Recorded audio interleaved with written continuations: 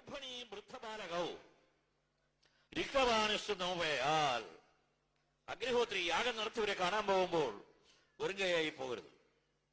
ഗർഭിണി, പ്രസവത്തോട് അടുക്കാറായ ഗർഭിണിയെ കാണാൻ പോകുമ്പോൾ എന്തെങ്കിലും മധുരപദാർത്ഥം കൊണ്ടുപോയിക്കൊള്ളണം. കാരണം അവളെ ഉദ്ദേശിച്ചില്ല, അതിന്റെ ഉള്ളിൽ ഒരു കുഞ്ഞുണ്ട്, അതിനെ ഈ ആത്മാവിനെയും കൂടി സങ്കല്പിച്ചാണ് കൊടുക്കുന്നത്. വൃദ്ധന്മാരെ കാണാൻ പോകുമ്പോഴും എന്തെങ്കിലും കൊണ്ടുപോകണം. ബാലകവും അധികം കുട്ടികളുള്ള വീട്ടിൽ ചെല്ലുമ്പോൾ കുറെ മിഠായി എങ്ങനെ കൊണ്ടുപോകണം. അവരെ ശുദ്ധ ഹൃദയന്മാരാണ്. അവർക്ക് സന്തോഷം ഉണ്ടായാൽ അതിന് ചില ശക്തികൾ വരെ. അതുപോലെ ക്ഷേത്രത്തിൽ വരുമ്പോൾ എന്തെങ്കിലും പുഷ്പമോ ചന്ദനത്തിയോ എണ്ണയോ കർപ്പൂരോ ഇനി ഒന്നും അല്ലെങ്കിൽ 10 പൈസയെങ്കിലും ഇട്ടിട്ട് വേണം തൊഴുവാൻ. അങ്ങനെ വരുമ്പോൾ ക്ഷേത്രത്തിൽ എങ്ങനെ വരണം? തൈലാഭ്യംഗം കൃതാഭ്യംഗം ശിരസാ വേഷ്ടനം തഥാ കഞ്ചുകാവരണം ജാവി വർജയിൽ ദേവമന്ദിരേ. എണ്ണ തേച്ചുകൊണ്ട് അമ്പലത്തിൽ കയറാൻ പാടില്ല.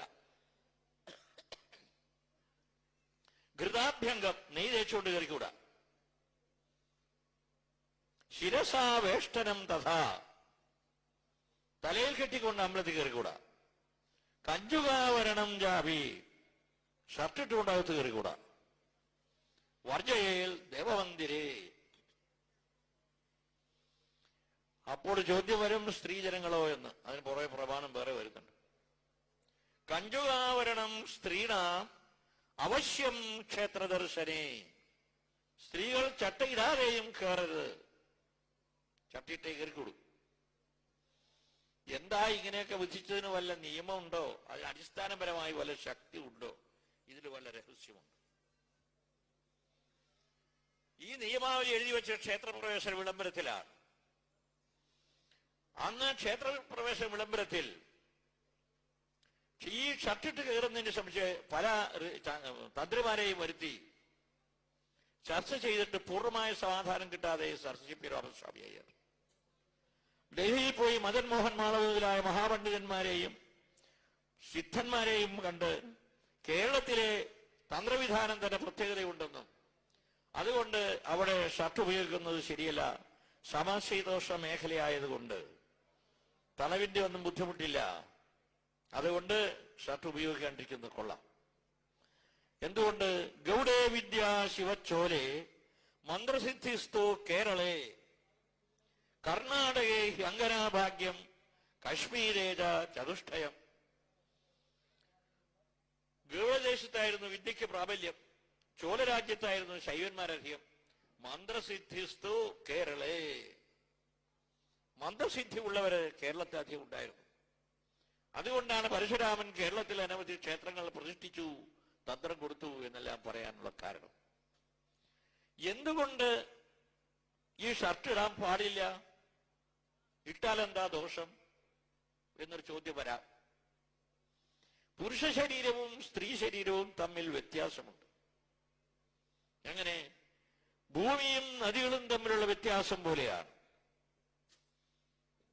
നദികൾക്ക് ആർത്തവം ഉണ്ടായില്ലെങ്കിൽ ഭൂമിയിൽ ഋതുക്കളിൽ സസ്യലതാദികൾ വളരുകയില്ല. നദികൾക്ക് പോലും ആർത്തവം പീണ്ടാരി പറയുന്നു. സിംഹ കർക്കടയോർ മധ്യേ സർവേ നദ്യാഹ രജസ്വലാഹ എന്ന് പറയണു. അതുണ്ടായാലേ സസ്യലതാദികളിൽ ഭൂമിയിൽ ഋതുഭേദമനുസരിച്ച് ഐശ്വര്യം വിതറുകയുള്ളൂ. അതുപോലെ തന്നെ ഈ ശരീരത്തിലുള്ള 10 വായുക്കളിൽ 9 വായുക്കളും മരണസമയത്ത് വിട്ടുപോകും. അത് കോട്ടുവായിടുന്ന ഒരു വായുവിന്റെ ശക്തിയാണെങ്കിൽ, തുമ്മുന്നത് വേറൊരു വായുവിന്റെ പ്രവർത്തനമാണെങ്കിൽ, കീശ്വാസം പോകുന്നത് വേറൊരു വായുവിന്റെ പ്രവർത്തനമാണെങ്കിൽ, സ്ത്രീ സംയോഗം ചെയ്യുമ്പോൾ ഒരു വായുവിന്റെ പ്രവർത്തനമാണെങ്കിൽ, ഇതൊന്നുമില്ലാത്ത ഒരു വായു സ്ത്രീ ജനങ്ങൾക്ക് പ്രസവ വായു പരിണമിക്കുന്നുണ്ടാവാം.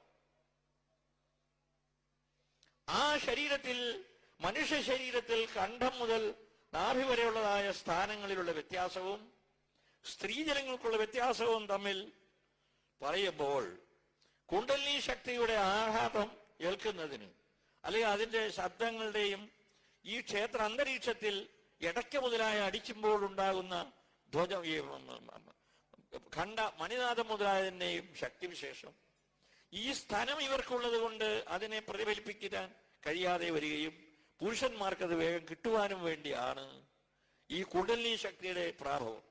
ഇപ്പൊ ഇടയ്ക്കൊക്കെ അടിക്കുന്നത് വാസ്തവത്തിൽ എന്താണ് ഒരു മേള പഠിക്കുന്നത് എന്നുള്ളതല്ല അതിന്റെ ഉള്ളില്.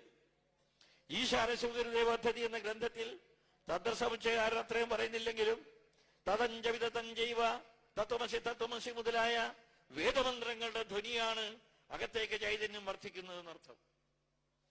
അങ്ങനെ പല പല ആന്തരിക വിഷയങ്ങളും ക്ഷേത്രവിധാനത്തിൽ നിഗൂഢമായി വെച്ചുകൊണ്ടിരിക്കുന്നുണ്ട്. മന്ത്രങ്ങളുണ്ട്. ഇപ്പൊ ഇവിടെ നേരത്തെ ഹരേ രാമ രാമ രാമ ഹരേ ഹരേ, ഹരേ കൃഷ്ണ കൃഷ്ണ കൃഷ്ണ ഹരേ ഹരേ എന്ന് ജപിച്ചു. ഇതിനകത്ത് ശ്രീരാമനും കൃഷ്ണനും ഗോവിന്ദനും ഒന്നും അല്ല ഇരിക്കുന്നത്. ഇത് കലിസന്തരണോപനിഷത്തിലുള്ള ഒരു മന്ത്രമാണ്.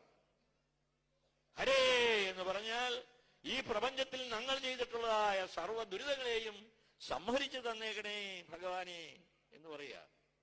ഹരേ കൃഷ്ണ ആകർഷണേ എന്നുള്ള ധാതുവാണ്. ഞങ്ങളെ അങ്ങയിലേക്ക് ആകർഷിച്ചാലും. ഹരേ രാമ, എന്റെ ഇന്ദ്രിയങ്ങളെയും ഉപബോധ മനസ്സിനെയും പ്രക്രിയാഭേദേന രമിപ്പിച്ചു തന്നാലും. ഇതാണ് അതിന്റെ നിഗൂഢ രഹസ്യമായ മന്ത്രാർത്ഥം. പക്ഷേ രാമ ശ്രീരാമ കൃഷ്ണ എന്ന് ഗോവിന്ദാന്ന് വിളിച്ചാൽ അതിന് ശക്തി വേറെ കിട്ടുമില്ലെന്നല്ല. പക്ഷെ ഇതും കൂടി കൊള്ളിച്ചിട്ടാണ് ഈ